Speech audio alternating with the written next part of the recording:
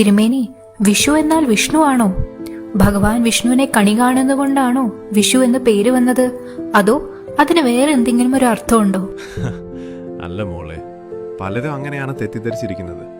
പക്ഷേ സത്യം അതല്ല കേട്ടോ. സത്യത്തിൽ തുല്യമായത് എന്നാണ് വിഷു എന്ന വാക്കിന്റെ അർത്ഥം. അതെന്താ തിരുമേനി അങ്ങനെ തുല്യമായത് എന്ന് പറയാൻ കാരണം? സംസ്കൃതത്തിലെ വിഷുവത് എന്ന വാക്കിൽ നിന്നാണ് ഇതുണ്ടായത്. പകലും രാത്രിയും ഒരുപോലെ 12 മണിക്കൂർ വീതം വരുന്ന ദിവസമാണിത്. സൂര്യൻ മേടം രാശിയിലേക്ക് കടക്കുന്ന ഈ സമയം പ്രകൃതിയിലെല്ലാം സമമാവുകയാണ്. ആ സമത്വത്തിന്റെ സന്ദേശമാണ് വിഷു. അത് ശരി. അപ്പോ കണിയിൽ വെക്കുന്ന സാധനങ്ങളോ, അതിൽ വല്ല രഹസ്യമുണ്ടോ തിരുമേനി? ഇതാണ് ഇതിലെ രഹസ്യം. നമ്മുടെ ശരീരത്തിലെ പഞ്ചഭൂതങ്ങളെ ഉണർത്താനാണ് കണി.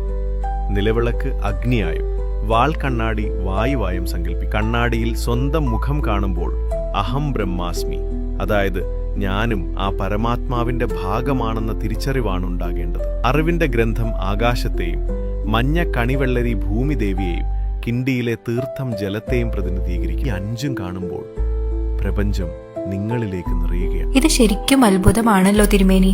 ഇതുപോലത്തെ കൂടുതൽ കാര്യങ്ങൾ അറിയാൻ എന്ത് ചെയ്യണം? നമ്മുടെ ചാനൽ നിത്യകഥ സബ്സ്ക്രൈബ് ചെയ്തോളൂ.